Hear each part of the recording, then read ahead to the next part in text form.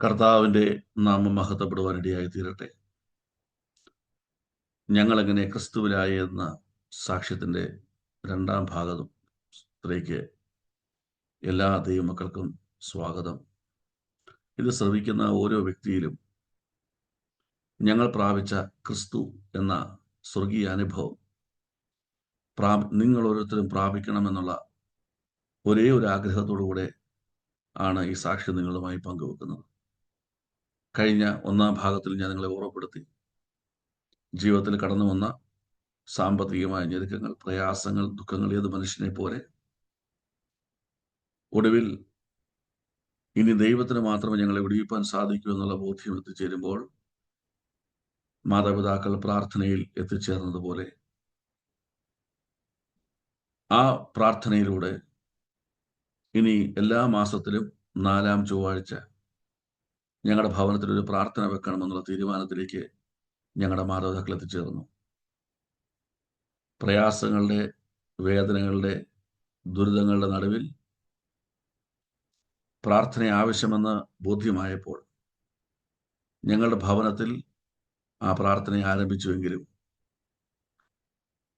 ആ പ്രാർത്ഥന മക്കളാകുന്നത് ഞങ്ങളിൽ ആലോരസമുണ്ടാക്കി. അതുവരെ ഞങ്ങൾ അനുഷ്ഠിച്ച ആചാരങ്ങളും അതുവരെ ഞങ്ങൾ കണ്ടു വളർന്ന ആത്മീയ അനുഭവങ്ങൾ വ്യത്യസ്തമായി കരമടിച്ച് ദൈവത്തെ ആരാധിക്കുകയും ഉറക്കെ വചനം പ്രഘോഷിക്കുകയും ചെയ്യുമ്പോൾ ഞങ്ങളുടെ ഭവനത്തിൽ നിന്ന് ആ ശബ്ദങ്ങൾ പുറമേക്ക് സഞ്ചരിക്കുമ്പോൾ തൊട്ടടുത്തുള്ള ഭവനങ്ങളിലൊക്കെയും ഇങ്ങനൊരു പ്രാർത്ഥന ഞങ്ങളുടെ ഭവനത്തിൽ ആരംഭിച്ചു എന്ന് അറിയുമെന്നുള്ള നാണക്കേട്, ജാള്യതയൊക്കെ ആ പ്രായത്തിൽ ഞങ്ങളുടെ ഉള്ളത്തിലുണ്ടായിരുന്നു. പക്ഷേ ഞങ്ങളുടെ മാതാപിതാക്കളുടെ തീരുമാനപ്രകാരം ആ പ്രാർത്ഥന മുൻപോട്ട് പോയിക്കൊണ്ടേയിരുന്നു. ദൈവത്തിന് സ്തോത്രം. ഇന്ന് ഞാൻ നിങ്ങളെ കൊണ്ടുപോകാൻ ആഗ്രഹിക്കുന്നത് ആ പ്രാർത്ഥനയുടെ അനുഭവത്തിലൂടെ, ആ തീരുമാനത്തിൽ എത്തിച്ചേർന്നതിലൂടെ ദൈവത്തിൻ്റെ മനോഹരമായ പ്രവൃത്തി ഞങ്ങളുടെ ജീവിതത്തിൽ എങ്ങനെ സംഭവിച്ചു എന്നുള്ളതാണ്. എൻ്റെ പിതാവ് ഷാർജയിൽ സൈപ്പം എന്ന് പറയുന്ന ഇറ്റാലിയൻ ബേസ്ഡ് കമ്പനിയിലായിരുന്നു ജോലി ചെയ്തുകൊണ്ടിരുന്നത്. താൻ അവധിക്ക് വന്ന സമയത്താണ് തന്നെ ടെർമിനേറ്റ് ചെയ്യുന്നുള്ള വാർത്ത കേൾക്കുന്നതും ഇനി ഇങ്ങോട്ട് വരണ്ട എന്നുള്ള അറിയിപ്പ് ലഭിക്കുന്നതൊക്കെയും ആ സമയത്താണ്. ആ സമയത്തിനുള്ളിൽ ആ കാലഘട്ടത്തിൽ വെച്ച് നോക്കുമ്പോൾ വളരെ ഉന്നതമായ സാമ്പത്തിക സാഹചര്യങ്ങൾ എൻ്റെ പിതാവിനുണ്ടായിരുന്നു. ഞങ്ങളുടെ പഴയ ഭവനം പൊളിച്ചു പണിത് പുതിയൊരു ഭവനം പണിയുന്നതിൻ്റെ പ്ലാൻ, അന്ന് നമുക്കറിയാം കമ്പ്യൂട്ടറൈസ്ഡ് ഒന്നുമല്ല, കൈകൊണ്ട് ഡ്രാഫ്റ്റ്സ്മാൻ വരച്ച ഒരു വലിയ 2 നില കെട്ടിടത്തിൻ്റെ പടം എൻ്റെ പിതാവിനെ കാണിച്ചത് ഞാൻ ഇന്നലെ പോലെ ഓർക്കുന്നു. കുഞ്ഞു മനസ്സിൽ വളരെ സന്തോഷമുണ്ടായി. ഇത്രയും വലിയൊരു ഭവനത്തിൽ ആ കാലങ്ങളിൽ ഓർക്കുവാൻ പോലും സാധ്യമല്ല. ഞങ്ങൾ സഹോദരങ്ങളും മാതാക്കളും സന്തോഷത്തോടെ ജീവിക്കുന്നതൊക്കെ മനസ്സിൽ കണ്ട് ആ ഒരു ഭവനം പൂർത്തീകരിക്കുന്നത് കാണുവാൻ ആഗ്രഹത്തോടെ ഞങ്ങൾ അതിനുവേണ്ടി കാത്തിരുന്നു. ആ ഭവനത്തിന് ആരംഭിച്ച് ഒരു വർഷം തികയുന്നതിന് ഉള്ളിലാണ് ഞാൻ ഓർക്കുന്നു. എൻ്റെ ഓർമ്മ കൃത്യമായി എനിക്കറിയില്ല, ഓർക്കുവാൻ കഴിയുന്നില്ലെങ്കിലും ആ ഭവനം പണിയുടെ ഇടയിലാണ് പിതാവിന് ജോലി നഷ്ടപ്പെടുന്നതും ആ ഭവനം പൂർത്തീകരിക്കുവാൻ പോയിട്ട് അതിൻ്റെ ഒരു നല്ല അംശം പണി പോലും കംപ്ലീറ്റ് ചെയ്യാൻ കഴിയാതെ ഒരു പണി തീരാത്ത വീട് പോലെ ആ ഭവനം അങ്ങനെ ശേഷിച്ചവിടെ കിടന്നു. നല്ല സ്വപ്നങ്ങളെ കണ്ട ഞങ്ങൾ മക്കൾ, നല്ല ആഗ്രഹങ്ങളും പ്രാപിച്ച മാതാപിതാക്കൾ ഈ പ്രതിസന്ധിയുടെ നടുവിൽ എല്ലാം തകർന്നവനെ പോലെയായി. ആ സമയങ്ങളിൽ അന്ന് ഇമെയിലുകളില്ല, വാട്സപ്പുകളില്ല, ഇത്രയും വേഗത്തിലുള്ള കമ്മ്യൂണിക്കേഷൻ സർവീസ് ഇല്ല. ആകെയുള്ളത് ഫാസ്റ്റസ്റ്റ് കമ്മ്യൂണിക്കേഷൻ എന്ന് പറഞ്ഞാൽ ടെലഗ്രാം അടിക്കുക എന്നുള്ളതാണ്. അതിലേക്ക് മുതിരാതെ ഞങ്ങൾ പലതവണ, കാരണം എൻ്റെ പിതാവിന് സാലറി ലഭിക്കുമ്പോൾ സാലറി സ്ലിപ്പൊക്കെ ഉണ്ട്. ഭയങ്കര സിസ്റ്റമാറ്റിക് ആയിട്ടാണ് ആ കമ്പനി, നിങ്ങൾക്ക് അറിയാം, സൈപ്പം എന്ന് പറയുന്ന കമ്പനിയെ കുറിച്ച് അറിയാവുന്നതൊക്കെ അറിയാം. അതിൽ ഷാർജയിൽ അഡ്രസ്സ് അതിലുണ്ട്. ഇതെല്ലാം ഇങ്ങനെയുണ്ട്. ഞങ്ങൾ ആ ഷാർജയിൽ അഡ്രസ്സിലേക്ക് ഞങ്ങൾ ഓരോ എഴുത്തുകൾ അയക്കുവാൻ തുടങ്ങി. എന്നെ ജോലിക്ക് തിരിച്ചെടുക്കണം, സാമ്പത്തിക പ്രയാസങ്ങളൊക്കെ അത് അന്നത്തെ രീതിയിൽ എഴുതി അയച്ചുകൊണ്ടിരുന്നു. യാതൊരു മറുപടിയും ലഭിച്ചില്ല. ദീർഘ 7 വർഷക്കാലം ഓരോ വർഷങ്ങളിലും പല സമയങ്ങളിൽ ഞങ്ങളത് അയച്ചുകൊണ്ടേയിരുന്നു. ഞങ്ങൾ 3 ആൺമക്കൾ. ഞങ്ങൾ ഇംഗ്ലീഷ് മീഡിയം സ്കൂളിൽ പഠിച്ചുകൊണ്ടിരിക്കുന്നു. എനിക്കിന്നും ഓർമ്മയുണ്ട്, എൻ്റെ ഒരു മാസത്തെ ഫീസ് 80 രൂപയാണ്. എൻ്റെ പിതാവ് നാട്ടിൽ നിൽക്കുവാൻ കഴിയാതെ എൻ്റെ മാതാവിൻ്റെ സഹോദരൻ ജോലി ചെയ്യുന്ന മദ്രാസിൽ, ഇന്നത്തെ ചെന്നൈ എന്ന് പറയുന്ന മദ്രാസിൽ കടന്നുപോയി. അവിടെ ഒരു കമ്പനിയിൽ ജോലി ചെയ്ത് ഞാൻ ഓർക്കുന്നുണ്ട്, ഇപ്പോഴും എൻ്റെ ഓർമ്മയിൽ 300 രൂപ അല്ലെങ്കിൽ 400 രൂപയാണ് പിതാവ് അവിടെ നിന്ന് ഇങ്ങോട്ട് അയക്കുന്നത്. അന്നത്തെ ശമ്പളങ്ങളും സാഹചര്യങ്ങളും അങ്ങനെയാണ്. മണി ഓർഡർ ആയ 300-400 രൂപ വീട്ടിലെത്തുമ്പോൾ 3 പേർക്ക് 80 രൂപ വെച്ച് ഫീസ് കൊടുക്കുമെന്ന് 240 രൂപ അങ്ങ് പോയി. എങ്ങനെ 300 രൂപ കൊണ്ട് ഒരു 400 രൂപ കൊണ്ട് ഒരു കുടുംബം കഴിയുമെന്ന് നിങ്ങൾ ചിന്തിക്കണം. ദാരിദ്ര്യത്തിന്റെയും വേദനയുടെയും കണ്ണുനീരിന്റെയും ദിനരാത്രങ്ങൾ. ആ സമയത്ത് മദ്രാസിൽ പോകുന്നതിന് മുമ്പ് പിതാവിന്റെ ബന്ധുക്കളും സുഹൃത്തുക്കളും പറഞ്ഞു, പള്ളിയിൽ എല്ലാ വർഷവും പെരുന്നാളുണ്ട്.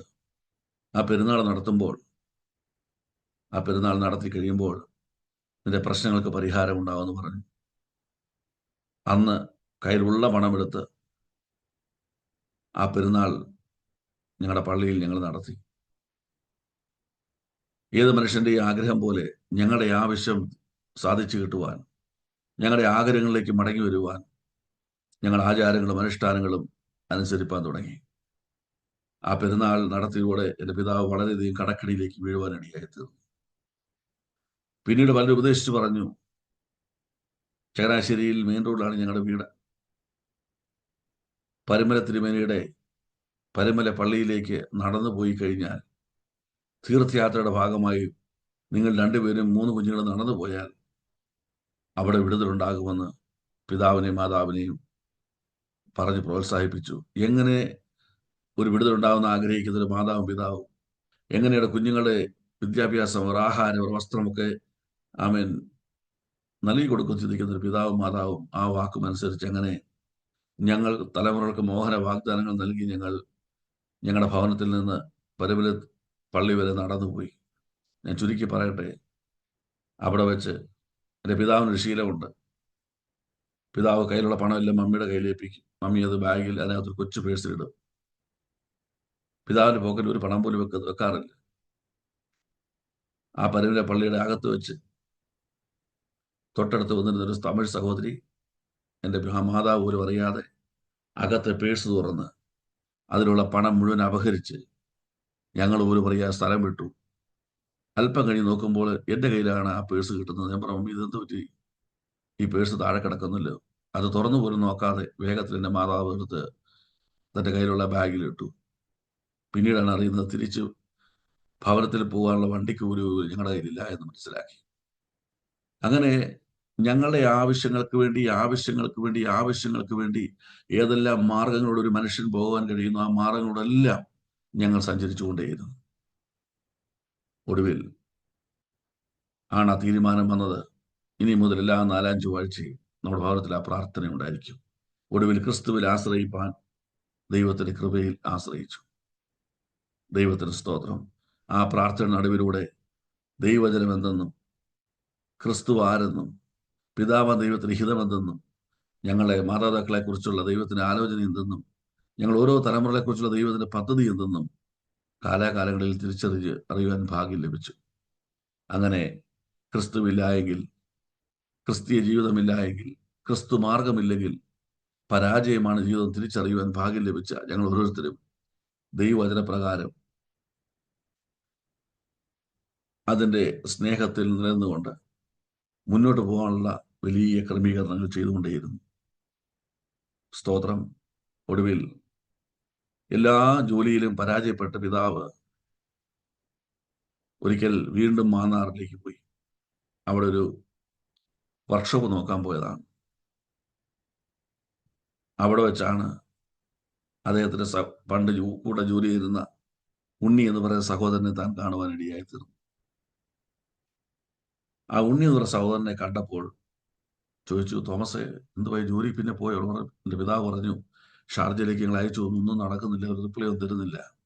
അയ്യോ, അവിടെയല്ല അയക്കേണ്ടത്, ഹെഡ് ഓഫീസ് ഇറ്റലിയിലാണ്, സൈപ്പ് ഒരു ഇറ്റാലിയൻ കമ്പനിയാണ്, അതിന്റെ അഡ്രസ് സാലറി സ്ലിപ്പിൽ തന്നെയുണ്ട്, നീ അവിടേക്കൊന്ന് അയക്കാൻ പറഞ്ഞു.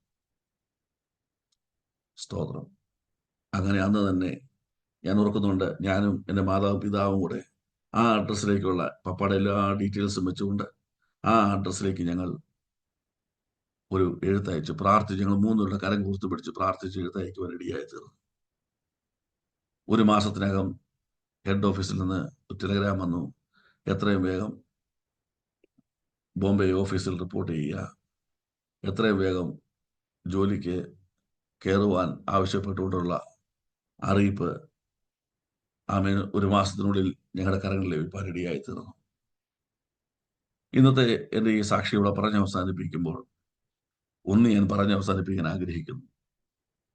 എൻ്റെ ആവശ്യങ്ങൾ, എൻ്റെ ആഗ്രഹങ്ങൾ, എൻ്റെ പ്രതികൂലങ്ങൾ, ഇതിൽ നിന്നെല്ലാം വിടുതലിന് വേണ്ടി ആഗ്രഹിച്ച് വിടുതലിന് വേണ്ടി നടന്ന് സഞ്ചരിച്ചുകൊണ്ടിരുന്ന ഞങ്ങൾ ഒടുവിലൊരു യാഥാർത്ഥ്യം മനസ്സിലാക്കി. ഞങ്ങൾക്കല്ല കർത്താവിനെ ആവശ്യം, വാസ്തവത്തിൽ കർത്താവിനാണ് ഞങ്ങളെ ആവശ്യം. ആ യാഥാർത്ഥ്യ ബോധ്യമാണ് ഇന്ന് രാത്രിയിൽ ദൈവത്തിൻ്റെ മകനായി ഭൂമിയിൽ ജീവിപ്പാൻ കർത്താവ് ഇടയാക്കിയിരിക്കുന്നത്. ഞങ്ങളുടെ ആവശ്യങ്ങൾ തികയ്ക്കുന്ന ഒരു ദൈവത്തെക്കുറിച്ചുള്ള അറിവ് മാത്രമായി സഞ്ചരിച്ചപ്പോൾ, ഞങ്ങളുടെ ആവശ്യങ്ങളുടെ മേൽ പ്രവർത്തിക്കുന്ന ഒരു ദൈവത്തെ കുറിച്ച് ചിന്തിച്ചപ്പോൾ, അതിനുവേണ്ടി എല്ലാ മാർഗങ്ങളും ഞങ്ങൾ ശ്രമിച്ചപ്പോൾ, അവിടെ എല്ലാം പരാജയപ്പെട്ടപ്പോൾ മാനുഷികമായ ദുഃഖം തോന്നിയെങ്കിലും ദൈവത്തിന് സ്തോത്രം, ഞങ്ങളെ കൃത്യമായി ക്രിസ്തുവിലേക്ക് നടത്തിയ ദൈവത്തിൻ്റെ ആത്മാവ് ഞങ്ങളെ ഉറപ്പെടുത്തി, നിങ്ങൾക്കല്ല ദൈവത്തിനെ കൊണ്ട് ആവശ്യം, ദൈവത്തിനാണ് നിങ്ങളെ ആവശ്യം. സ്തോത്രം. അന്ന് ലഭിച്ച ആ സ്വർഗീയ അറിവാണ് ദീർഘവർഷങ്ങളായിട്ട് ഇന്നും ക്രിസ്തുവിൽ തുടരുവാൻ ഞങ്ങളെ കുടുംബമായി പ്രേരിപ്പിച്ചിരിക്കുന്നത്. ഈ സന്ദേശം കേൾക്കുന്ന ദൈവത്തിലെ ഒരു കാര്യം പറയുവാനുണ്ട്. നീ നേരിടുന്ന ഏത് പ്രശ്നമാണെങ്കിലും, പ്രതികൂലമാണെങ്കിലും, പ്രയാസങ്ങളാണെങ്കിലും, ആർക്കും വിടിയിപ്പാൻ കഴിയാത്തതാണെങ്കിലും ഒന്ന് ഓർത്തുകൊള്ളുക, ദൈവത്തിന് സ്തോത്രം, ആമേൻ, നിനക്കല്ല ദൈവത്തിനെ കൊണ്ട് ആവശ്യം, ദൈവത്തിനാണ് നിങ്ങളെ കൊണ്ട് ആവശ്യം. ആകയാൽ എന്ന തീരുമാനമെടുത്ത് പ്രാർത്ഥന നടത്തി ചുവട് വെച്ച് ഇനിയും ദൈവത്തിന് ഞങ്ങളെ ആവശ്യമുണ്ട്, അതിനായി ജീവിക്കണം എന്നുള്ള ബോധ്യം ഞങ്ങൾ ഉള്ളത്തിൽ വന്നപ്പോൾ, തക്ക സമയമായപ്പോൾ ദൈവം തന്റെ പിതാവിന് വേണ്ടി വഴികൾ തുറക്കുവാൻ ഇടയായി തീർന്നു. ഈ പകൽക്കാലം ഇവിടെ ഈ സാക്ഷ്യം പറഞ്ഞ് അവസാനിപ്പിക്കുവാൻ ഞാൻ ആഗ്രഹിക്കും. ഹല്ലേലൂയ, സ്തോത്രം. ദൈവത്തിന് നിന്നെ ആവശ്യമുണ്ട്. ദൈവത്തിന് നിന്നെ ആവശ്യമുള്ളത് കൊണ്ട് ദൈവം നിന്നെ കണ്ണിലെ കൺമണി പോലെ പരിപാലിക്കും. ആരെല്ലാം മാറിപ്പോയാലും, ആരെല്ലാം ഉപേക്ഷിച്ചാലും കർത്താവ് നമ്മോട് കൂടിയിരിക്കും. ദൈവത്തിന് സ്തോത്രം. ഈ സാക്ഷി കേൾക്കുന്ന ഓരോരുത്തരും ബലപ്പെടട്ടെ, ധൈര്യപ്പെടട്ടെ. ആമേൻ, സ്തോത്രം. ദൈവം കൃത്യസമയത്ത് ശക്തമായി പ്രവർത്തിക്കുന്ന ഒരു സ്വർഗീയ അനുഭവമെന്ന് ഓർത്തുകൊണ്ട് ഈ രാത്രിയിൽ നമുക്ക് ദൈവത്തെ സ്തുതിക്കാം. ഈ സാക്ഷ്യത്തോടൊപ്പം നമുക്ക് ദൈവത്തെ മഹത്വപ്പെടുത്താം. ആമേൻ. ഞങ്ങൾ സത്യം കണ്ടെത്തുന്നു. ആമേൻ, സ്തോത്രം. അതായത് ദൈവത്തിന് ഞങ്ങളെ കൊണ്ട് ആവശ്യമാണ്. ഞങ്ങൾക്കല്ല ദൈവത്തെ കൊണ്ട് ആവശ്യം, ദൈവത്തിനാണ് ഞങ്ങളെ ആവശ്യം.